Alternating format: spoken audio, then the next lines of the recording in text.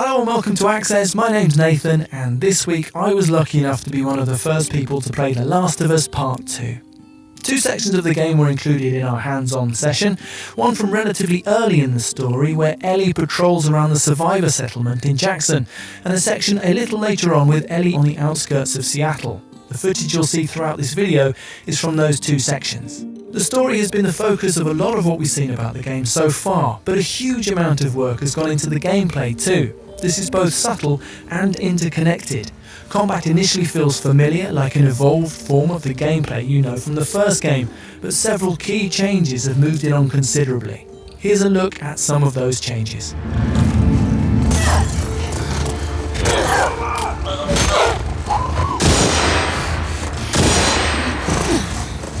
Number 1. Environments are bigger. The spaces I explored often comprised of several houses, shops or other buildings, often with multiple floors, often completely optional in terms of progression, and often featuring hidden or hard to get to areas with deeper story information or resources. The effect is that the game feels a little more realistic, and the redesigned combat encounters have more space in which to play out.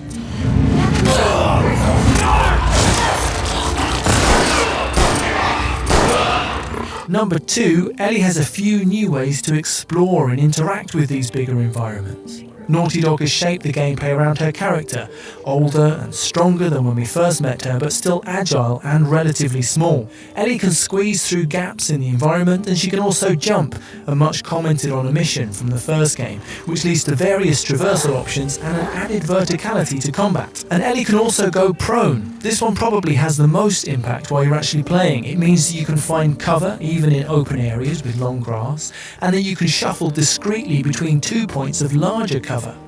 It's also a great example of how Naughty Dog approached development. Co-game director Kurt Margano told me that for the studio, the bar is real life. So putting a prone system into the game meant an enormous amount of work, making sure the movement from running, jumping and standing to prone is fluid, making sure Ellie can do everything while prone that you really would do in life or death situations, like aiming while crawling and turning onto her back. So the first time an enemy approached me while I was lying on the ground, for instance, I panicked and went to my go-to Last of Us response. I threw a brick in their face and charged in for a melee kill. And it worked. There was no laborious shift from prone to standing, and the throw aiming on the ground was just the same as normal.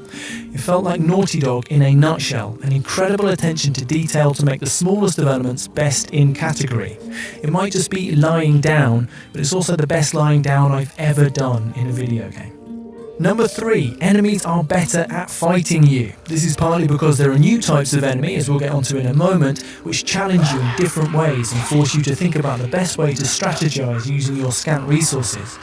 But they also seem much sharper. Taking advantage of those bigger environments, I found myself getting flanked more than I can remember from The Last of Us, backing into what I thought were safe rooms, only to get shotgunned from behind.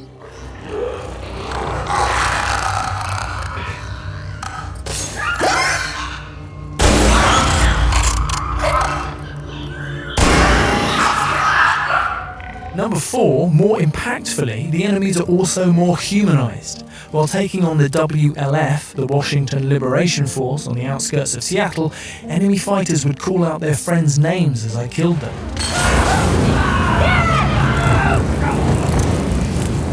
Introducing our play session, Naughty Dog's Neil Druckmann explained that as a revenge story, The Last of Us Part 2 is about destructive cycles of violence.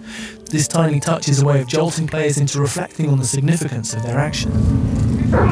What is it? Number 5, related to this, enemies now include dogs. Let's leave aside the gameplay implications of this for a moment and first look at the emotional ones.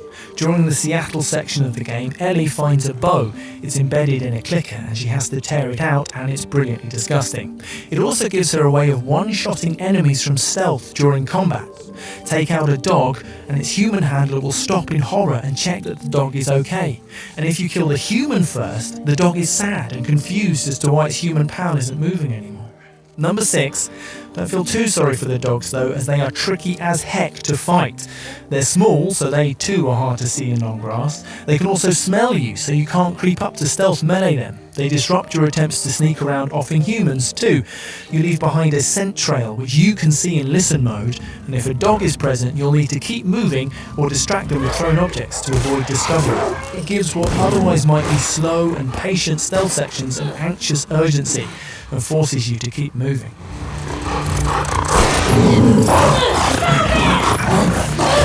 And number 7, there are also new mutations of the clickers. The one I encountered is called a shambler, a big tank-like horror covered in thick growths that act like armour. They're tough to take down, immune to stealth melee attacks, and when they get close they emit a cloud of acidic fungal nastiness which hovers in place after they've moved on. In the same way dogs force you to keep moving and to keep improvising, shamblers force you to keep your distance, they are extra nasty in enclosed spaces, and also to consider simply running away where possible. It is a totally valid tactic, Neil Druckmann told us so. That's our list of 7 things. The Last of Us Part 2 feels like a careful and sophisticated expansion of the urgent, impactful gameplay that defined the original game. And, no surprise, we're very excited to play more of it.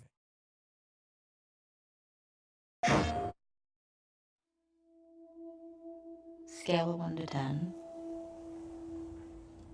How would you rate our kiss from last night?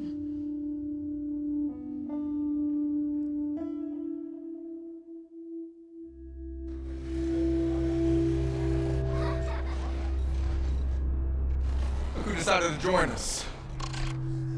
All right. You all know the drill. Run your routes. Mark your logbooks. You run into anything you can't handle. Ellie!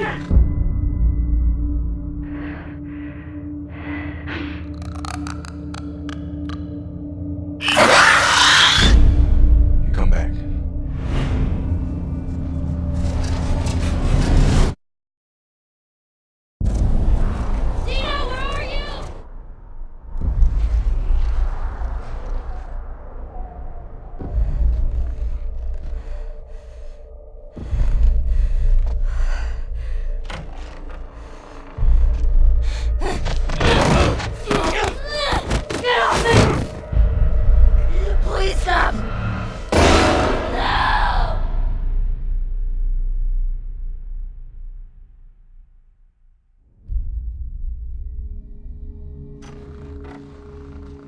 Tommy,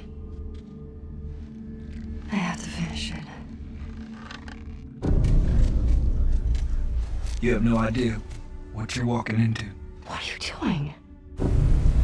You don't know how large that group is, how armed. I don't care.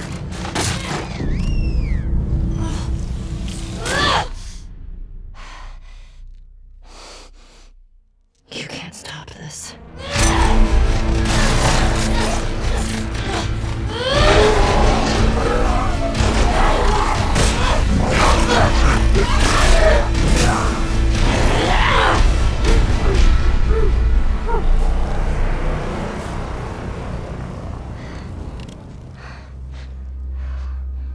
What the hell are you doing here? You think I'd let you do this on your own?